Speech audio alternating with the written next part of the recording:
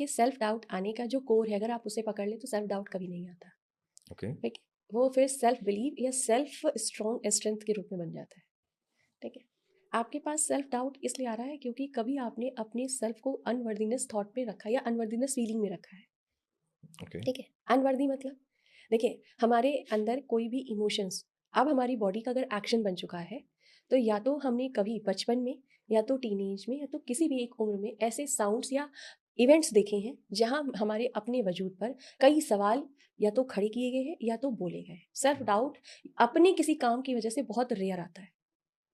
ठीक है, किसी और के दिए हुए होते हैं वो। दिए हुए होते हैं। ओके। ठीक है, सेल्फ डाउट आपके ऊपर तब आता है या तो आपने जैसे मान लीजिए एग्जाम दिया और आपने उस एग्जाम को फेल कर लिया हम्म। 1 से 2 बार, तो अब वो आपके माइंड ने पैटर्न ले लिया है, तो आपको सेल्फ डाउट आएगा। ठीक है, अदरवाइज सेल्फ डाउट की जो स्ट्रॉन्ग फीलिंग आती है बिना किसी कारण के, वो बचपन से आती है। बचपन से आती है। ओके। ठीक है, जहाँ आपने देखा है कि कई बार किसी बच्चे को उसके घर में वो वैलिडेशन नहीं मिलता जिस वैलिडेशन का वो हकदार है। ठीक है, आपने देखा ना कभी कभी कुछ घरों में, मतलब अब तो लोग ऐसा नहीं करते हैं, लेकिन जिन घरों में बेटा और बेटी है तो जनरली जो वैलिडेशन है बेटी को वो थोड़ा कम मिलने लगती है। कुछ परिवारों में पहला ऐसे रहा था, अब नहीं करते लोग, लेकिन कभी तो था ये विकृति। ठीक है, तो उस सिचुएशन में सेल्फ डाउट आना 25-26 साल की उम्र में 100% तय है। ओके। उसका क्या रीज़न है मैं बता रही हूँ। जो आपके बचपन, जब आपका बच्चा छोटा होता है तो कहते हैं, ये मतलब ये प्रूवन है कि 5 साल तक उसका सिर्फ और सिर्फ राइट ब्रेन एक्टिव होता है। अब ये तो आप खुद ब्रेन के मास्टर हैं तो बेहतर पता होगा आपको, लेकिन आपका राइट यानी क्रिएटिव माइंड होता है। 7 साल की एज तक आपका क्रिएटिव माइंड एक्टिव होता है। 7 साल के बाद आपका लॉजिकल माइंड क्रिएट होना शुरू होता है, एक्टिव होना शुरू होता है या उस पर बनना शुरू होता है। तो यानी जो उसकी 7 साल की उम्र है वो बहुत इंपॉर्टेंट है। ठीक, 5 साल तक वो ना तो लेफ्ट में होता है ना राइट में होता है, वो अपनी एक सब कॉन्शियसली हर चीज सुन रहा होता है 3 साल 4 साल तक में।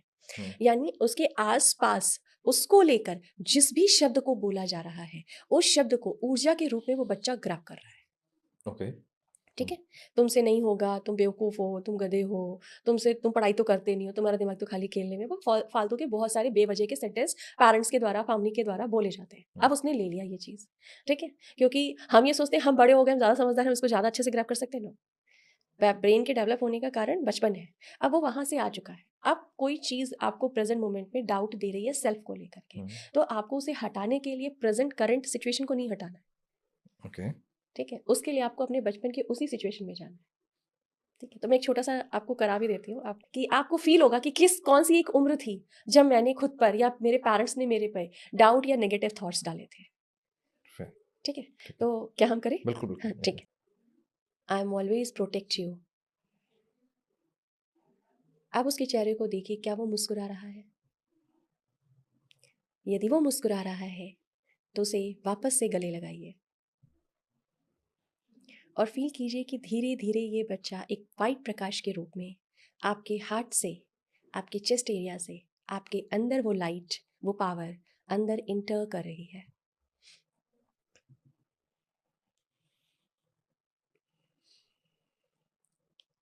अब वो इमोशन जिसमें अनवर्दीनेस या डाउट एनर्जी थी, जरा उसे देखने की कोशिश कीजिए, क्या वो आ रहा है?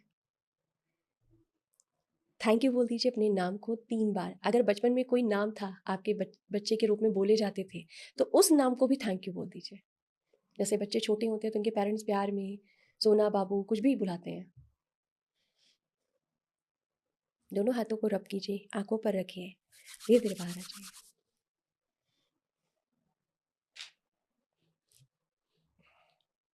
आज बहुत सारे मेडिटेशन हो गए। वाह। This is amazing. बहुत बढ़िया। ये कैसा जो लगा आपको? कमेंट बॉक्स में जरूर बताना।